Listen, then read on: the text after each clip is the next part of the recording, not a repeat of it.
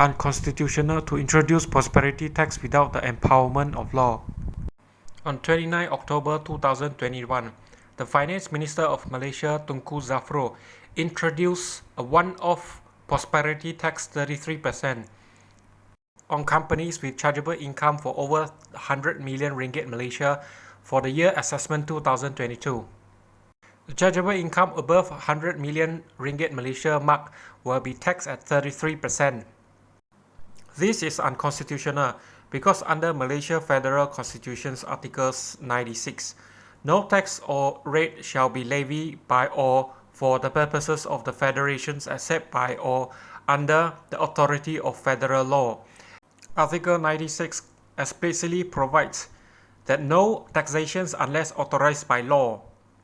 Therefore, the prosperity tax introduced by Tengku Zafrul, the Finance Minister, is unconstitutional. In my personal opinion, it is also not timely for the government to introduce prosperity tax at 33%. The reason being is that the 33% prosperity tax will disturb the sentiment of local and foreign investors. Furthermore, Malaysia's economy is still recovering from the COVID pandemic.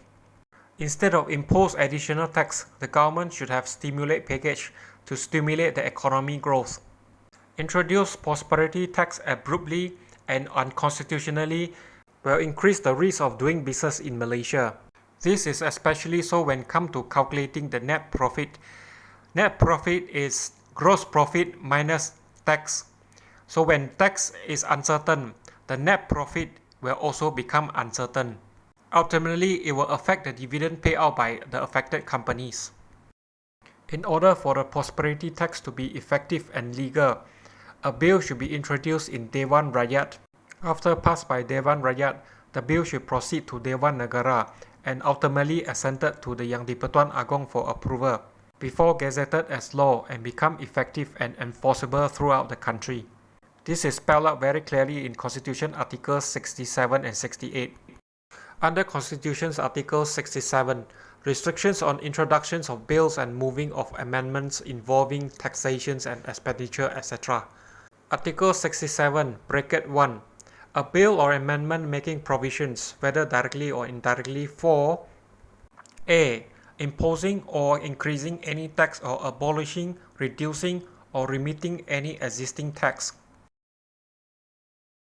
Being provision as respects which the minister charged with responsibility for finance signifies that it goes beyond what is incidental only, and not of a substantial nature, having regard to the purpose of the bill or amendment shall not be introduced or moved except by a minister, and a bill making any such provision shall not be introduced in the Senate. The phrase "not of a substantial nature having regard to the purposes of the bill" is critical in this context because 33% of the prosperity tax is quite substantial in nature, and it shall not construed as incidental. Therefore, 33% of the prosperity tax on top of the 24% corporate tax shall be introduced by a minister. A minister here means any minister. Not only the finance minister can introduce. What the Federal Constitution's Article 67, bracket 1 empower minister charged with responsibility for finance, in this case, finance minister, which is Tengku Zafrul. Its matter arises from existing tax that is incidental only and not of a substantial nature having regard to the purpose of the bill.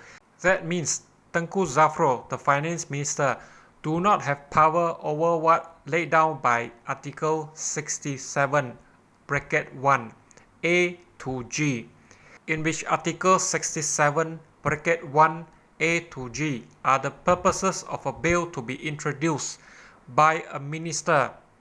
I believe the prosperity tax Tengku Zafrul implementing belong to Article 67, bracket 1A. in which a bill need to introduce by a minister and pass in the Dewan Rakyat first, then passed by Dewan Negara before ascended to the Yang di-Pertuan Agong for approval before it can gazetted as a law to be effective and enforceable throughout the country.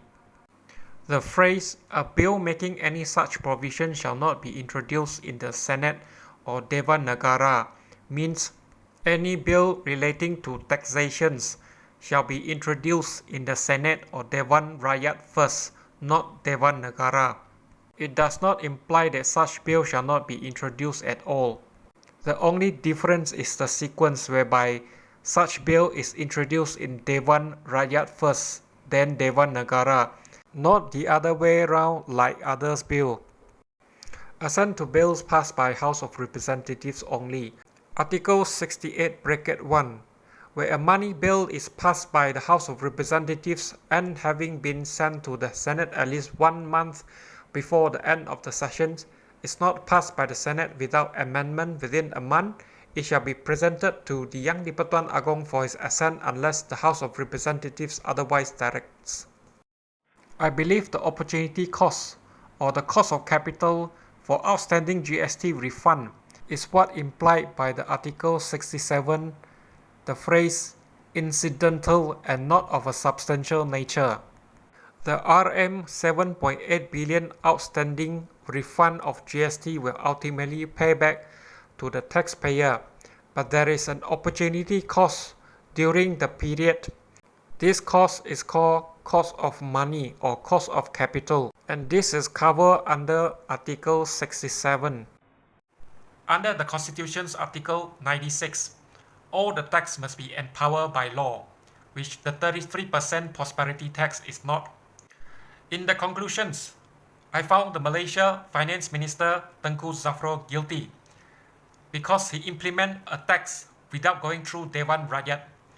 By right, a minister should introduce a bill in Dewan Rakyat, pass the bill, send it to Dewan Negara, which is the Senate, before gazetted as a law and implementable throughout the country.